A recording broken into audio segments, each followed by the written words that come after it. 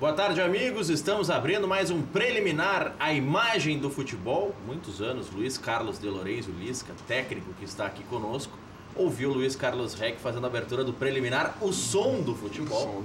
Agora aqui na TV, a imagem do futebol. E para você que nos assiste pela TV aberta, agora exclusivamente pelo nosso canal digital. Então a nossa lata, Lisca, está um pouquinho melhor agora com o sinal digital no ar, tudo mais.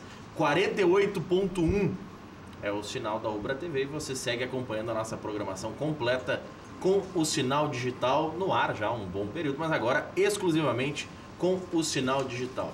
Luiz Carlos de Lourenço, mais conhecido como Lisca, treinador que já passou pelo Internacional, tem grandes serviços prestados a muitos clubes também do nosso interior, dentre os quais o Juventude, bateu na trave para ele voltar no Juventude, agora quando o Julinho Camargo assumiu, o Juventude estava numa fase complicada, e é um profundo conhecedor de futebol, e é sobre futebol que a gente vai debater. O Lisca vai nos ajudar a montar as equipes, tanto do Odair Hellmann quanto do Renato. Pode passar, Leco Mendes, pode passar. O jornalista convidado de hoje foi assessor do Internacional, tem também muitos serviços prestados, vai colaborar muito nesse debate para projetar o clássico Grenal, que pode, né, Lisca, a gente sabe que tem um peso especial tanto para o Grêmio quanto para o Inter, mas talvez a gente possa dizer nesse momento que tem um peso maior ainda pro Odair, que precisa de uma afirmação, e nada melhor do que um clássico para buscar isso, né? Boa tarde. Boa tarde. Prazer, obrigado pelo convite, Maurício. Mais uma vez aqui no preliminar. Falar um pouco também dessa questão do Juventude, né? Claro, eu estou meio em casa, estou dando um pouquinho, me preservando um pouco, né? Não estou participando de muitos programas, até te agradeço o convite, estou voltando praticamente aqui no preliminar, né? Conviver com o público. Audiência garantida com o Lisca.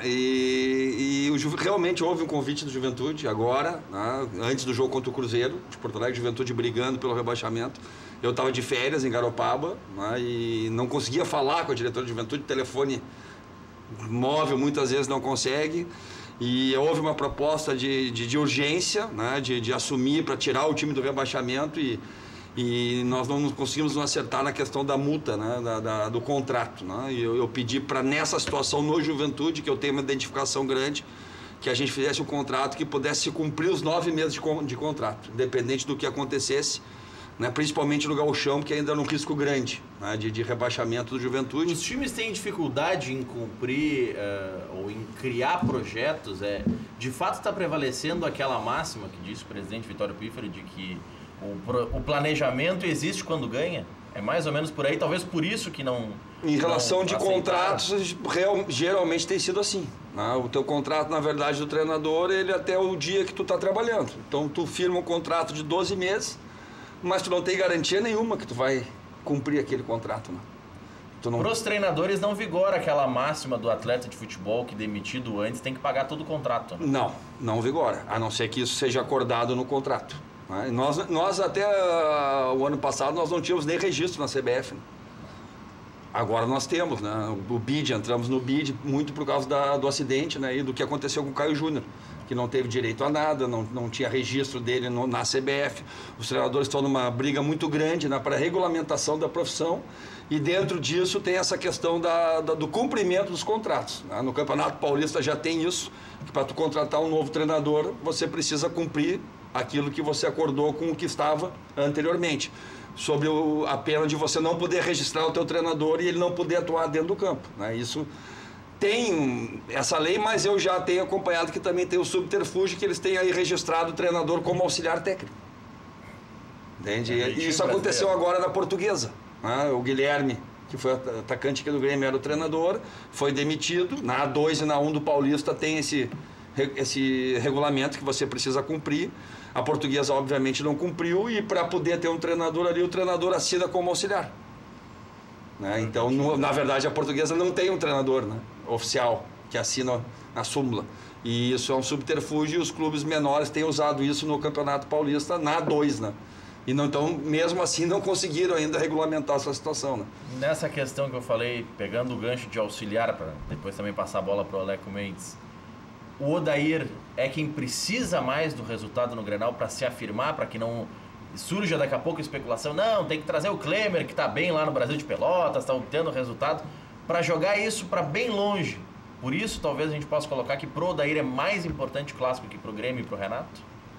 Se tu pensar assim, com certeza, o Odair está começando na carreira, né? O Renato já é um treinador afirmado, né? Multicampeão nos últimos tempos aí no Grêmio, né? Tem feito um trabalho maravilhoso de recuperação, de buscar títulos de novo, né? E o Odair está começando a carreira, né? Literalmente começando, né? Porque é o primeiro time que ele treina, né? Como treinador, né? Ele já tinha trabalhado na base do Inter, mas sempre como auxiliar. Auxiliar do infantil, do juvenil, acho que do júnior também, do profissional, acho que ele ficou 2 a 3 anos. E agora tem essa grande oportunidade, né? E num ano diferente para o Inter, de retorno, de reconstrução. Um ano bom para se trabalhar, porque hoje ele só tem o gauchão, né? Ele está com tempo para poder trabalhar, para poder experimentar, para poder valorizar a competição. A Copa do Brasil foi boa para o Inter esse ano, né? O Inter tem pego adversários aí que não tem exigido muito na questão de ter que desviar o foco, né, do Campeonato Gaúcho. Ele está com 3 meses de trabalho, tem uma boa aprovação de vocês da imprensa, isso me chama atenção, né, para quem é aqui da aldeia. Né, ele hoje tem uma aceitação muito grande da imprensa, né, e consequentemente da comunidade colorada, então acho que para ele é uma grande oportunidade para ele realmente firmar o cavalo, né, e poder dar uma sequência na Série A do Campeonato Brasileiro. Aleco Mendes, boa tarde. Boa tarde, Maurício. Boa tarde, Lisca. Boa tarde, prazer, né, nos reencontrarmos aqui. Que né? prazer reencontrar o Lisca. Muito tempo a gente trabalhou juntos no futebol, né, no internacional. Agora, falando um pouco disso, do assunto do Lisca, sobre a proposta e também a realidade lá dos técnicos e a realidade do Odair. O Brasil parece que é o país que menos respeita o profissional treinador, né? Porque é sempre culpa do técnico, não existe planejamento e se qualquer coisa der errado é culpa do técnico, né? Parece que está sempre na corda bamba.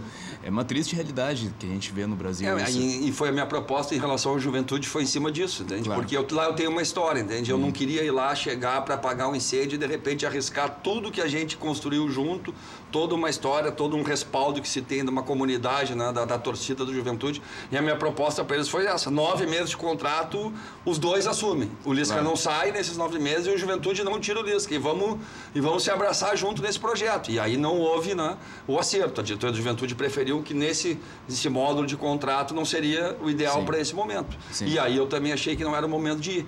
Mas eu tenho uma vontade muito grande de voltar para a Juventude. Por isso que eu não fui. Claro, a tua identificação é grande. Por incrível que pareça, né? Tu dizer não também é complicado, né? Ainda mais um clube que tu tem um carinho muito grande e no momento que é importante para ti trabalhar. Mas muitas vezes tu tem que dar um passo para trás para dar 2, 3 para frente e para poder chegar no momento certo, né? Então muita gente colocou que eu não quis ir para o Juventude, principalmente a imprensa do Caxias. Não é verdade. Pelo contrário, eu quis ir tanto para o Juventude que eu quis preservar uma relação de trabalho pelo menos por 9 meses, que é muito difícil no futebol brasileiro. Mas infelizmente não foi possível. Acho que se fosse um movimento geral de todos os treinadores, talvez qualquer treinador que fosse ser procurado pela Juventude fosse ter essa posição, bater o pé firme, né? Mas o nosso meio é complicado, né? Isso nós temos a discussão no grupo dos treinadores, que é também a questão da relação de contrato, né? Hoje, como que nós, profissionais, nos relacionamos com os clubes? Os clubes geralmente têm nos propostos contratos de imagem. E para nós, e depois tu saindo do clube, tu estudando a matéria, é ruim. A nossa relação ela tem que voltar a ser trabalhista, dentro da CLT, dentro da carteira de trabalho. Muitos clubes ainda fazem meio a meio. Mas agora nós, por exemplo, eu como treinador, eu hoje tenho pedido para os clubes tudo na carteira. E já é mais um impeditivo. Agora é fato que o Odair ele tem um bom crédito com a torcida, com a imprensa, até por ser cria da casa, né? E normalmente cria da casa tem um prazo maior, né, de aceitação. Mas eu acredito também. A empatia que ele criou com o grupo. É fato. O fato de apoio dos jogadores, exato. Né? Ele tem uma relação muito boa com o D'Alessandro. Né? Ele já havia criado há mais tempo essa relação, né? Então ele tem um crédito maior. O auxiliar tem essa vantagem, né, Aleco? De criar essa relação mais intimista, vamos dizer assim, com o jogador, né? De o jogador chegar nele, se abrir mais. Ele também trabalhar algumas situações diárias, de dificuldades individuais do jogador, que cria esse laço, né, com os jogadores. E como ele já está 2, 3 anos ali, tem uma ótima relação com o líder do time, né? O líder do clube não é Ninguém esconde isso, né, dentro do Internacional, né? Que o D'Alessandro tem uma ascendência muito grande e é uma pessoa muito importante também na hora das decisões. E essa relação do Odair com ele também é importante, né? Agora tem aquela velha máxima, né? Que Grenal arruma casa ou bagunça tudo. Bagunça de uma vez. Então acho que uma eliminação no Grenal poderia mudar totalmente essa posição, essa postura, ou esse crédito que o Odair tem com a torcida e com a imprensa. Seria assim para ele ótimo, né? Porque se tu falar assim friamente, o favorito é o Grêmio. Sim. Né? Todo mundo fala isso, né? O próprio Odair falou ontem numa entrevista isso, né? Mas tem favorito em Não clássico? tem, no clássico não tem. Aí é que é a grande chance dele e a grande chance do Inter, né? Porque se for falar friamente, o Grêmio tá com jogadores de 5, 6 temporadas ali, né? Eu li hoje uma reportagem, Jeromel tá indo para quinta, Ramiro sexta, Kahneman terceira, quarta, né? Renato terceira. Pô, tem já uma, né? O Inter tá se remontando. O padrão coletivo do Grêmio, se você for ver o primeiro tempo do Grenal em relação ao do Inter, chega a ser até uma covardia. Né? O tempo, a minutagem que o time do Grêmio tem junto, experiências junto de competição, de ganhar, de perder, de ganhar Libertadores, Supercopa, Copa do Brasil, perder Gauchão ano passado, que não chegou na decisão, perdeu para o Juventude. Isso tudo vai dando vida, vai dando experiência, vai dando força para o time, né? E o Grêmio está muito forte nisso, né? E o Inter vai tentar quebrar isso, né? Mas ao mesmo tempo é um paradigma, porque o Grêmio não ganha muito tempo estadual. De qualquer forma, para mim, o trabalho do Odair no Inter é excelente. A forma de comandar e o esquema tático, toda a organização do time que vem se impondo nos jogos tem sendo um baita trabalho dele. O clássico é tão diferente, né? Lisca e Aleco, que só em um Grenal, só por ser um Grenal, nós podemos cogitar que o Roger sai do time, mudando a característica de jogo do Inter. Alguns cogitam que o Fabiano pode estrear na lateral direita, eu já acho um pouquinho mais difícil, até porque não teve nem tempo de treinamento com os demais atletas. Mas numa semana Grenal, e talvez por ser uma semana Grenal, o Rossi já foi experimentado contra o Cianorte.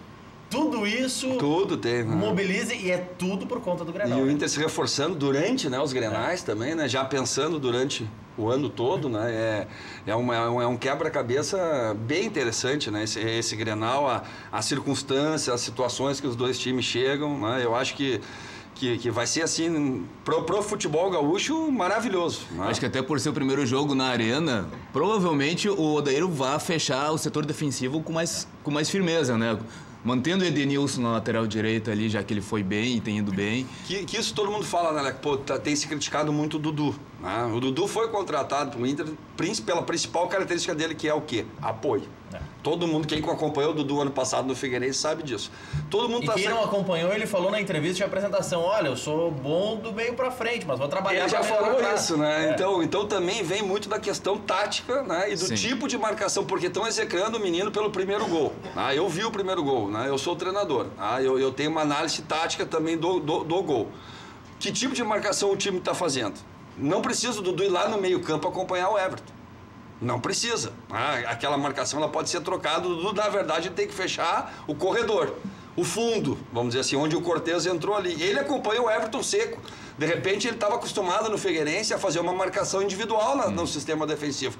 E o Odair gosta de marcação zona, né? Troca de marcação. Ou, no mínimo, se ele acompanhou o batido, o Edenilson ou o Nico faziam cobertura. Lógico. O sistema defensivo tem cobertura. Não é uma pessoa só. Não, senão ele não funciona. No sistema defensivo sem cobertura e troca de marcação, pode esquecer. Porque senão eu passei do Aleco, acabou. O sistema defensivo ia, vantagem pessoal. Aí não é um sistema. Não é um sistema. E a vantagem pessoal do atacante tem toda hora. Ainda mais do Everton. Para quem não conhece o Everton, né? O Everton, as puxadas que ele fez no primeiro tempo ali, eu tava vendo o jogo com a minha mãe. A minha mãe, que não é muito de ver o jogo, ficou impressionada. Ela falou, pô, mas esse menino aí, eu digo, mãe. Aí tá um jogador moderno, né? Que faz a diferença, né? Que acelera para cima, quebra sistema. Então o Dudu tá sendo muito sacrificado, mas ali também tem uma questão coletiva. E o próprio Juan, não vai ser o momento que ele vai entrar também, né? O garoto que veio do Boa Esporte. Não vai ser do Grenal. Aí entre ele e o Fabiano... o Juan já estão falando que vai pro time de transição. Que é outro jogador também que é apoio. Se você quer jogar na linha de 4, o Dudu e o Juan, eles têm que ser muito protegidos. Agora me perdoe a crítica, mas no momento que tu contrata 3 laterais direitos no início de temporada, tem um erro aí, né? Porque tu investe em 3, independente do valor deles. Pode ser, digamos, 3 jogadores de meia boca. Por que não contrata um top de linha para vir titular absoluto pro time? E mais do que isso... Pelo valor investido, né? Tu pega um Juan, que tem como característica o apoio. Apoio. Tu pega o Dudu, que tem como característica o apoio. E o Claudio Vinck era o quê? Tu tem o Claudio Vinck, que tem característica apoio. Quem veio agora? O Fabiano. Qual é a característica? Defesa. Era um zagueiro, né? É. Então, realmente, o clube viu que precisa, né, de uma força defensiva maior ali, né? Que os 3 meninos que estavam ali, que tem a característica de apoio, não se adequam ao sistema que o Odair quer jogar, que é uma linha de 4 atrás, bem protegida. O Eduardo Fritio, Sopa de Granada, como eu conheci nas redes sociais, ele passou uma lista, quando da contratação do Fabiano, e serve para 2 análises. É uma lista de laterais direitos que foram contratados pelo Inter. Desde 2013 foram 10, ele citou 10 nomes, eu acrescento mais um. Mas vamos lá, desde 2013, Gabriel, Ednei, Gilberto, Wellington Silva, Léo, Paulo César Magalhães, Alemão, Dudu, Juan, Fabiano, e ele não incluiu na lista o Danilo Silva, que também veio como solução na lateral ano passado. Certo. São todos jogadores praticamente do meio para frente, né? Que é a maior parte do meio para frente. É que é uma característica que o futebol brasileiro está mudando. Os laterais, antigamente, nós fomos para os alas, né? E os alas eles voltaram a ser laterais na linha de 4. Só que na parte defensiva o que todo mundo quer é fechar o fundo, não deixar que o time adversário entre pelas beiradas. E nós começamos a sentir falta do lateral marcador, né? Do lateral que sabe fazer a linha de 4, que marca e chega. Nós estamos muito mais com jogadores meias e meias atacantes e levezinhos nas laterais que defesas, né? Jogadores que tenham suporte defensivo e que também saibam chegar à frente. Então é uma mudança cultural também do país. Mas pegando o Inter como exemplo... E só te exemplificando, desculpa, nós estamos sofrendo na seleção brasileira com isso. É o mesmo problema. O Grêmio tem problema com a lateral direito. O Daniel Alves e o Marcelo. Tanto que o Tite está olhando outros laterais aí. E eu sei que ele andou olhando o Edilson aí bem. Ele citou o Edilson, inclusive, na entrevista da Ubra TV. E não foi agora, talvez, muito mais por fora do campo do que dentro do campo. Aí o Tite tem a questão da cobertura para corrigir aí, né? Com seus volantes. Mas e você acredita que um Edilson, por exemplo, pode surgir na lista final da Copa sem ser convocado? Acredito. Por causa dessa situação do fechamento de fundo. Ele está muito preocupado com as seleções, né, da Europa. A maioria hoje tem jogado numa linha de 5. Por que os times os europeus jogam na linha de 5? Para proteger as beiradas. Os alas não saem mais lá para bater nos laterais, lá no outro lado do campo. Eles protegem as beiradas. E nós temos essa dificuldade. Tanto que o Marcelo já sabe fazer um pouco mais. Apesar de no Real ele estar jogando muito solto. Nesse último jogo agora foi contra o Paris, né? Ele jogou fechadinho, na linha de 4, posicionado. Mas o Daniel sofreu. O jogo inteiro. Ele não consegue. O Barcelona... Mas é difícil de imaginar que o Tite, mesmo levando o lateral tranca-rua, que ele tire o Daniel Alves. Não sei. Eu acho difícil também. Vamos ver até lá. O Fagner seria titular no lugar do Daniel Alves? Eu não vejo como possibilidade. O Fagner também é um cara de muito apoio, mas ele já é um jogador mais tático defensivamente que o Daniel. Mas não é ainda aquele jogador forte defensivamente. Ele está procurando. Sim. Aí nós estamos falando agora, 10 jogadores que o Inter trouxe, se tu achar 2 ali que saibam marcar e que saibam fazer a linha de 4, hoje, no futebol atual, é muito. Nem o Danilo Silva consegue fazer tanto. Não consegue, não tem feito tanto, né? E sofre aí na parte ofensiva. E nesse aspecto que o Lisca traz de jogar com ou laterais mais soltos e que avancem mais, ou por outro lado, laterais mais defensivos, o Inter, se nós pegarmos o período vitorioso, teve laterais dos 2 estilos. Certo. O Inter teve, por exemplo, na esquerda, teve Jorge Wagner, teve o Kleber, que era um lateral que chegava muito bem à frente, mas também teve o Marcão. Teve o Marcão. Que era trancar. Teve o Bolívar. Teve o Bolívar do Até de lateral. Porque começou assim no Grêmio, no Júnior do Grêmio. O Bolívar jogava de lateral direito. E em determinado momento teve o Helder Granja, que também era mais que era meia, né? Improvisado meia, ali, que chegava bem, aí tinha todo um sistema de cobertura. Surgiu nos tempos que o Inter tinha os alas, 3-5-2 até. Vamos ver, tu falou do Grêmio. O Grêmio tem o Madison, né? Pô, ele é chato pra caramba, ele apoia forte. Ele apoia muito, mas não marca. Mas e nós temos o Ramiro na frente dele, né? Nós temos um Pedro Jeromel na cobertura ali, né? Que o Jeromel é um zagueiro que sai e não sofre. O quanto o Grêmio perde para o segundo Grenal sem o Jeromel? Aliás, eu não sei ainda, nem o pessoal do Grêmio sabe confirmar ainda, se ele não vai ter que ir para a seleção antes do primeiro clássico. Pô, aí seria horrível, né? Mas a tendência é que ele vá depois do clássico, terminou o clássico, ele pega um helicóptero, vai para o aeroporto, vai para São Paulo e faz todo o deslocamento até a Rússia, que não é um deslocamento fácil. Mas o Jeromel com certeza está fora do segundo clássico. E o quanto o Grêmio perde sem ele? Vai depender muito do primeiro, né, Maurício? Como é que vai se decorrer. Agora, tecnicamente, perde muito, né? Liderança, parte técnica, parte tática, momento do jogador, né? O Jeromel, tudo que ele sai para fazer, ele acerta, né, cara? Ele dificilmente erra um bote, dificilmente erra uma cobertura. É um zagueiro que tiver que dar 2 chapéus, ele dá. Se tiver que dar um bico lá na frente, ele também dá. Casou com o Kahneman, né? Como poucos. Né? Casou no bom sentido. No bom sentido, né? O encaixe de... Mas hoje vale tudo também. Mas no encaixe de características, né? Vamos dizer assim, né? Então, acho que perde muito, né? Mas... Quando o Kahneman foi contratado, eu lembro que eu estava ali no entorno da arena antes de um jogo, conversando com alguns conselheiros do Grêmio. Um conselheiro do Grêmio chegou para mim, com o celular dele na mão, e disse, olha aqui, ó, olha o que o setorista lá da Argentina está falando do Kahneman. É um zagueiro que é chegador, não marca tanto, não tem tanta técnica. Aí o cara falou, olha o zagueiro que estamos contratando. Eu falei, cara, é esse zagueiro que precisa. Tu quer o quê? 2 técnicos? Tu já tem o Jeromel? Precisa zagueirar, né? E é o que o Kahneman faz, né? Como disse o professor Paulo Paixão, aí na cadeira que você está, Lisca, o Kahneman zagueira. Zagueira.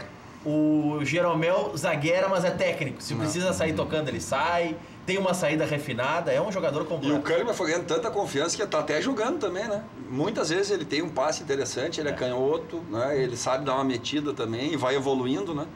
Mas é um jogador que tu olha, tu não dá muito para ele mesmo, né? É um jogador que não tem muita estatura, não é um cara de muita força. Agora, posicionamento, né? E antecipação, que não é antecipar o cara, mas está sempre devendo a jogada, está sempre bem posicionado também. O Grêmio acertou em cheio, né? Ele acertou em cheio e o Grêmio acertou em cheio, né? Foi um casamento, porque como tu falou, ele não vinha num bom momento, né? Apesar de ter um currículo legal. O Grêmio vem acertando nas contratações, isso é fato. E zagueiro estrangeiro no Grêmio, né? Geralmente dá certo, né? E ainda deu sorte de pegar um diferenciado do lado dele, né? Que é o Jeromel. O Jeromel ajuda... Qualquer um. O Bressan conseguiu se recuperar jogando ao lado do Jeromel. E fez uma baita numa final de Libertadores, né? Para a Copa do Mundo, pensando na lista final do Tite, se você pudesse dar um conselho para ele na zaga, Rodrigo Caio ou Jeromel? Nem a mínima dúvida, né? Eu sou compadre do Kleber Xavier, né? Que é o... Então, já conversa com o Klebinho. De vez em quando, mas pouco agora, ultimamente muito pouco, né? Eu sou padrinho do Pedro Lucas, que é filho do Kleber, né? E a gente fala algumas coisas, muito mais com o irmão do Kleber também, que o Kleber está muito atarefado também, né? E eu acho que vai dar Os caras acham que é barbada trabalhar na seleção, que o cara só treina uma semaninha ali, mas... com o Tite não. Eles mudaram toda, né, a estrutura, né, e dia a dia, eles fazem expediente na CBF, né, diário, né. O Kleber, se tu acompanhar ele tá todo dia assistindo um jogo, ou viajando, ou indo, né. É um trabalho difícil também, né. Ele tava na Bélgica, outro dia ele tava em Londres, outro dia...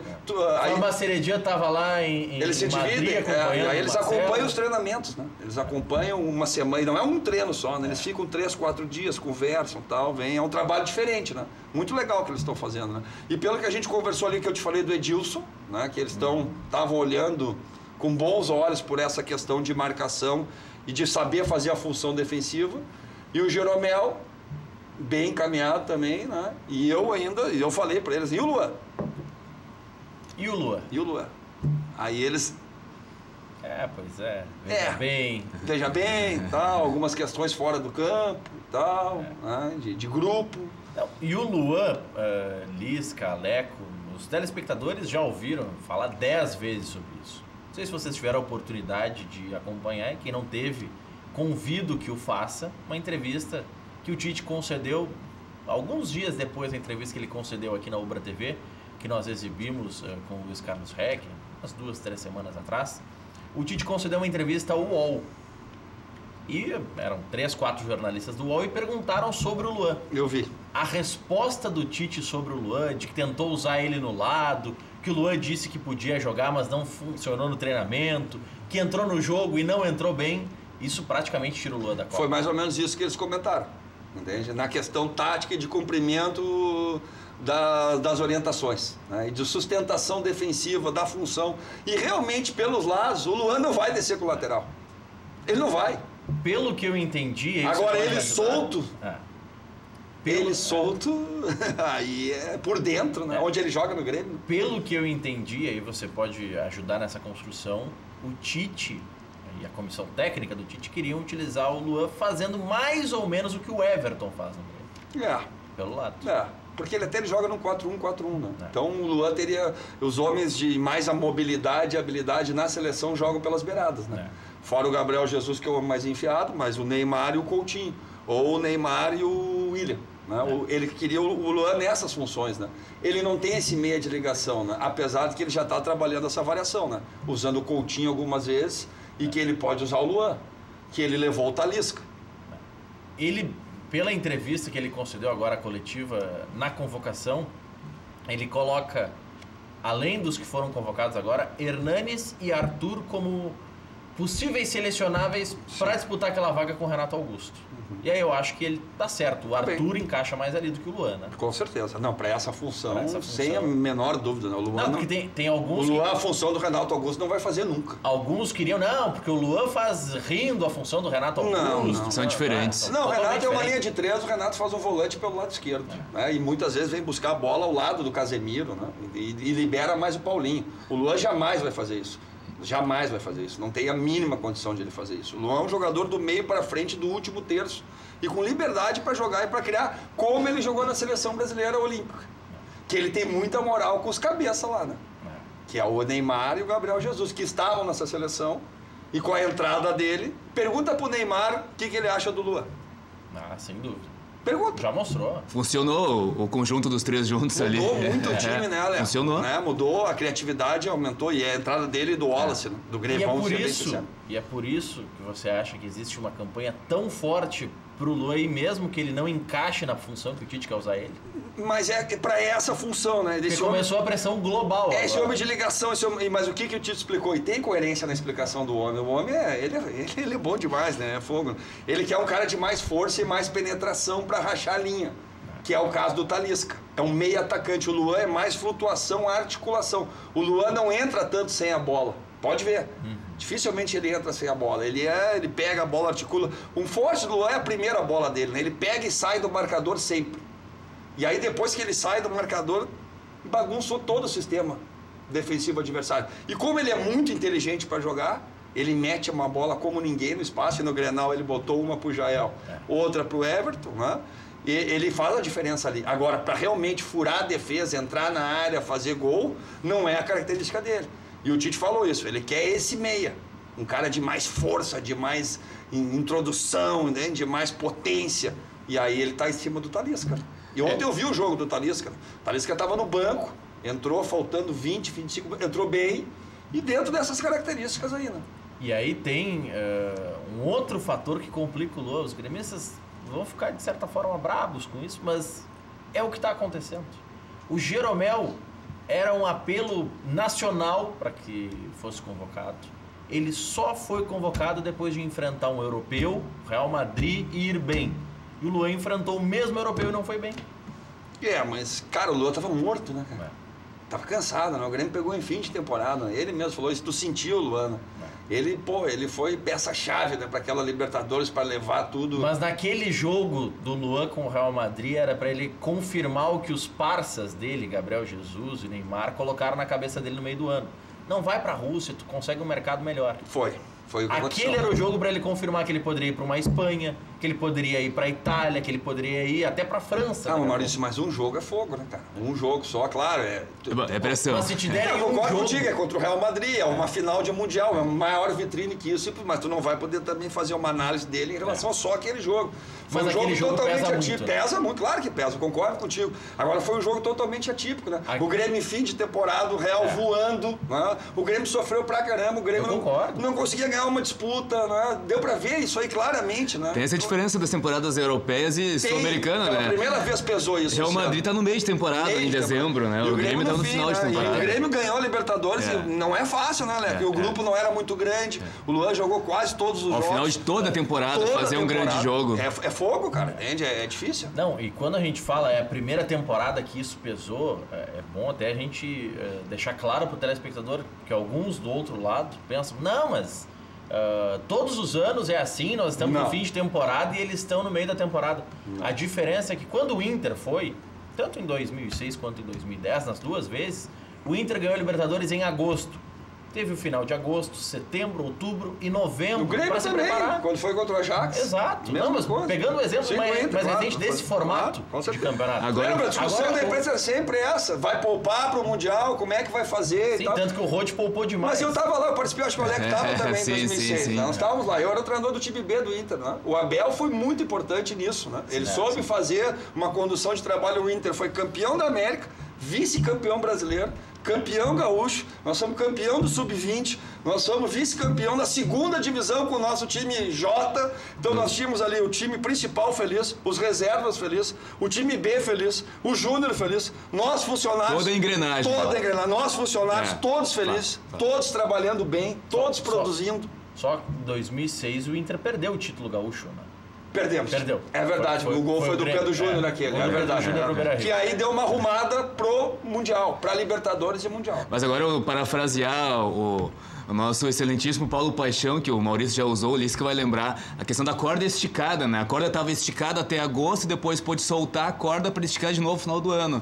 Agora o Grêmio não aconteceu isso, o Grêmio foi a corda esticada o ano inteiro no passado. E o Grêmio, a gente não pode esquecer, e às vezes o telespectador e nós mesmos deixamos passar, o Grêmio ganhou a Libertadores no dia 29 de novembro.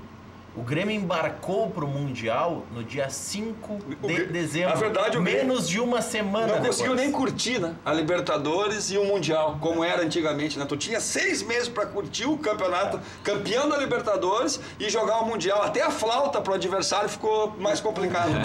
O torcedor do Grêmio que queria assistir, especialmente o primeiro jogo, que foi no dia 12 teve que se virar, né, Maurício? O torcedor do Grêmio teve 10 dias para tentar organizar uma logística para ir para os Emirados Árabes. 5 meses, né? Antes tu tinha até para as agências de viagem ficou ruim, né? Porque tu podia ter tempo para vender o pacote. Para vocês terem uma ideia, eu, até por ter uma ligação com turismo, trabalho com um site nessa área, eu tenho muito contato com consolidadores, com empresas que trabalham para as agências de viagem. As agências vendem os pacotes, essas empresas organizam os pacotes. Eu vi, antes da final da Libertadores, consolidadores vendendo pacotes para os Emirados Árabes e colocando que era sem a possibilidade de reembolso pela proximidade. Tu vê, rapaz. Imagina, porque não existia a possibilidade de você fazer uma reserva em um hotel e cancelar no dia seguinte. Se o Grêmio tivesse perdesse a Libertadores. Se o Grêmio perdesse a Libertadores. Então... A viagem estava comprada igual. A viagem tinha que estar comprada igual. Que ir, né? Então, olha a dificuldade que o torcedor teve também nesse período.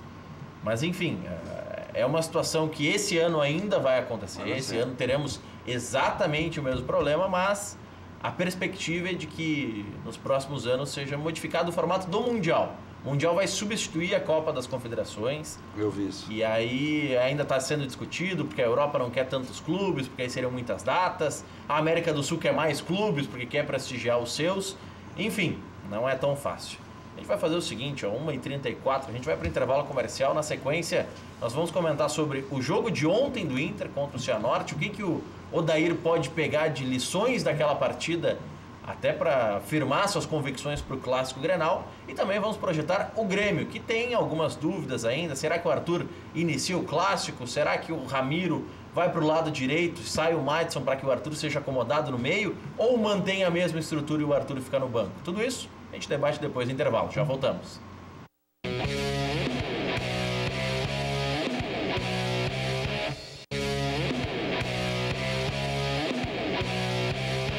Uma e 35 de volta com o preliminar à imagem do futebol, recebendo Luiz Carlos de Lorenzi, mais conhecido como Lisca, técnico de futebol, e o Aleco Mendes, jornalista, trabalhando na assessoria do Inter. Hoje tem um investimento próprio na área de crossfit, né, Aleco? É verdade. Na época eu atuei como gestor do futebol, agora é gestor do crossfit, né? Mudou o esporte um pouco.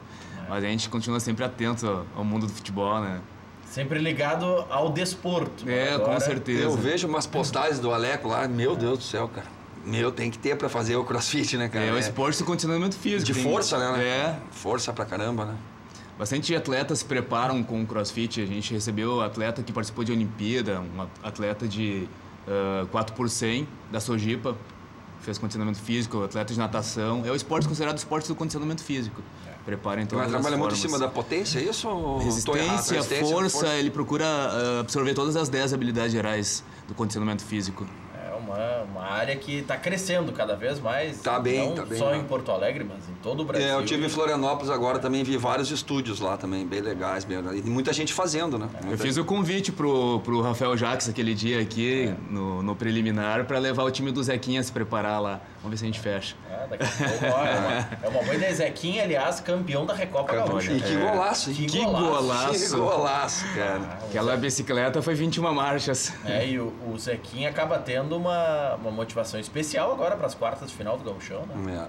E tá fazendo um trabalho legal ali. Tá fazendo um trabalho legal, o Jacques está tendo espaço também para inovação. Eles têm um jogador que eu gosto muito, que agora esse ano eu vi que está atuando de volante, mas está como goleador, que é o Everton Alemão.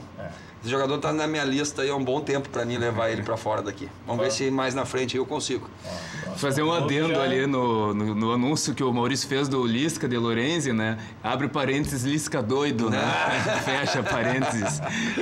Eu não sei qual que é a característica que é mais marcante do Lisca, se é esse apelido do Lisca doido ou se é ser parente do Hernani Campelo. Eu acho que é por isso que tem o doido, né? Agora as coisas estão começando. De onde vem a doideira?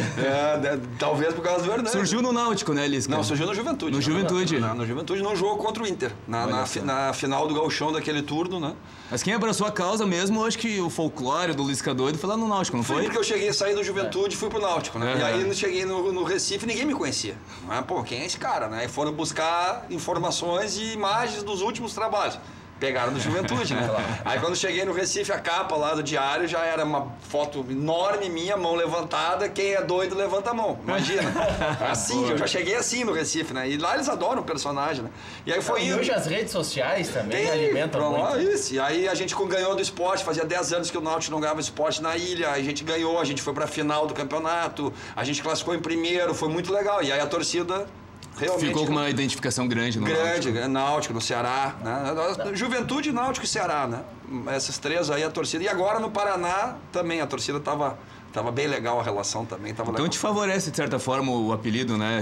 Digamos, folclore. Na empatia, empatia com a torcida e quando é explicado, né, Leco? Porque as pessoas, doidos, geralmente é pejorativo, né? Mas quando eu consigo explicar como é que foi, porque a torcida do Juventude, pela entrega, pela identificação, pelo carinho, por adorar o que faz, pela dedicação, aí as pessoas vão indo, vão levando, e aí até a própria imprensa já fica tranquila, não me importo mais com isso, né? Quando é carinhoso, mas quando fica aquela coisa, talvez um pouco no mercado, né?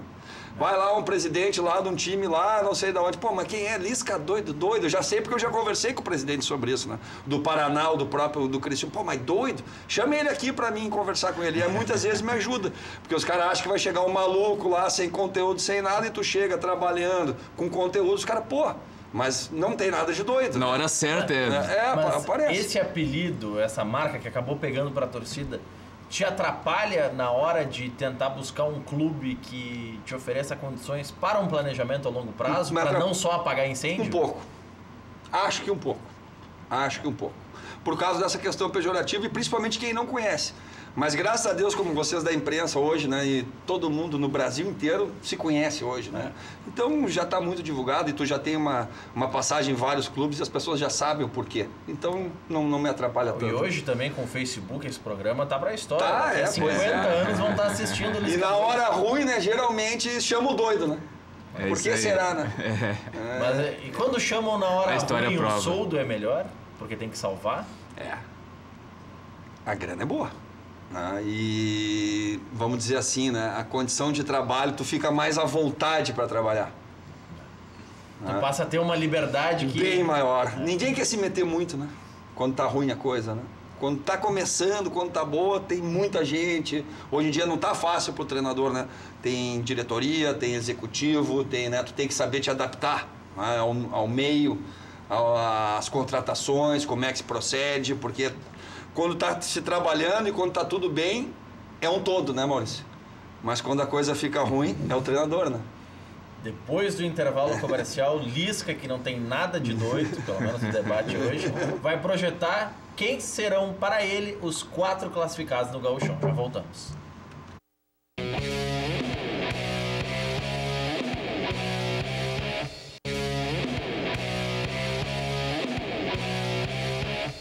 Bascaria é a melhor pizza de Porto Alegre. Na próxima vez que o Lisca estiver aqui também, o Aleco Mendes, vão ganhar um mimo da Bascaria. Pô, eu gosto muito da Bascaria. Os mimos estão lá com o REC, então, como o REC tá na Inclusive, serra. a Bascaria, ela era propriedade dos meus primos. Venderam agora, né? E aí eu vi essa nova campanha, né? E vim com o REC, vim com você aqui. E recomendo, porque a pizza lá é boa pra caramba. Nada bate a Bascaria. E nem é mais dos meus parentes, né? Mas então não é suspeito pra falar. Não é, tô falando da qualidade mesmo da pizza, né? Localização, charme, prazer, bom gosto e o preço pra lá de justo no top 5, então é imbatível. Bascaria, Comendador Caminha 324 em frente ao Parcão. Peça também em casa pelo 3061-6262. Quer saber onde encontrar combustíveis de qualidade, promoções especiais e atendimento de primeira? Pergunta lá no Posto Boqueirão. O Posto Boqueirão conta com a confiança da marca Ipiranga e tem os melhores serviços personalizados para o seu veículo. E agora, você que tem um carro especial como o Lisca, pode abastecer no Posto Boqueirão e também no Posto Universitário com a gasolina Octa Pro, lançamento da Ipiranga. Confira também a loja de conveniência, um espaço agradável para o seu lanche ou cafezinho e a Beer Cave, um freezer que é uma verdadeira caverna com as melhores bebidas. Posto Boqueirão, em Canoas, na Avenida Boqueirão, em frente ao Ginásio de Esportes SP e também aqui em frente ao campus da Ubra. Aqui em frente, Posto Universitário, tem também o Posto Boqueirão, na Avenida Boqueirão, em frente ao Ginásio de Esportes SP. São Luís e Grêmio Esportivo Brasil de Pelotas, quem passa, Lisca? Brasil. Apesar que, né, o São Luís tá e tem um treinador muito bom. E o artilheiro Michel. E o Michel, né? O Michel eu levei para jogar comigo no Luverdense em 2011. E realmente ele sabe fazer gol. E o Paulo Henrique Marques é um treinador muito experiente, cara. Trabalhou aqui na Ubra. Tá num bom trabalho, né? Sempre que eu venho aqui na Ubra, eu me lembro, né? Eu introduzi o futebol no Ubra aqui em 2001. Né, categoria de base, depois time profissional, e o Paulo Henrique participou de sucesso aqui foi muito legal, e o Paulo também participou desse projeto aí, já trabalhou no Santo Ângelo, já trabalhou em vários times daquela região, é um treinador bom. Avenida e Caxias, mesma coisa, Caxias é o favorito, agora o Avenida tem um treinador muito bom que é o Fabiano, que é o Maninho.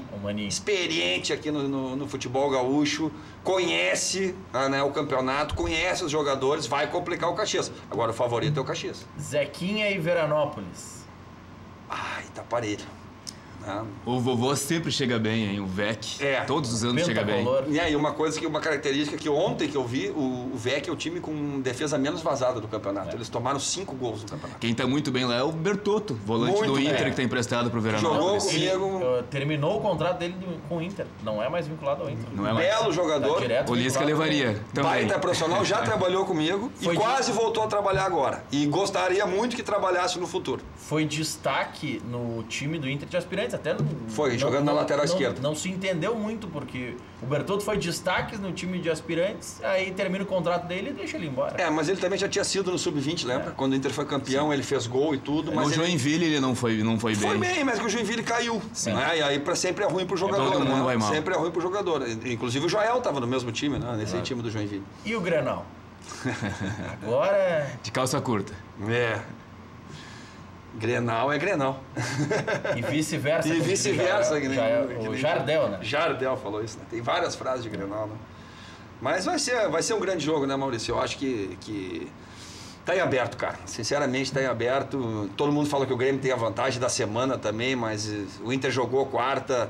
Não tem treino melhor que jogar. Né? Não tem treino melhor que jogar. E hoje, com a estrutura que o Inter disponibiliza para o seu jogador, o Inter foi de voo fretado para a Cianorte. É um clube diferenciado. Cai, mas não deixa de ser clube grande. É um clube enorme, né, cara?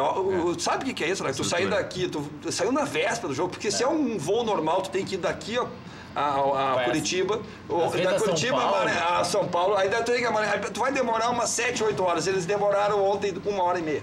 O que você aposta no Grenal? O Madison joga na direita no Grêmio? Eu acho que o Grêmio vai com o mesmo time. E o Inter? Marcinho e Nico Lopes na frente? Marcinho e Roger. Marcinho e Roger. E eu não descarto o Fabiano. Não descarto. Pelo aspecto defensivo. E posso dar um conselho pro meu amigo Odair? Quem sou eu para dar um conselho pro Odair? Mas não tira o Roger toda hora. Centroavante não tira toda hora. Que tu tira a confiança dele. Ele precisa jogar. O Roger tem saído com 10 do segundo tempo, 12 do segundo tempo. Isso não é legal. Então faz o inverso. Bota no decorrer, dá confiança para ele, faz ele fazer uns golzinhos e depois solta ele. Isso é convicção, não é à toa que eu gosto do Lisca. Às 19 horas tem mais. Obrigado, Lisca. Obrigado, Alex. Obrigado. Valeu.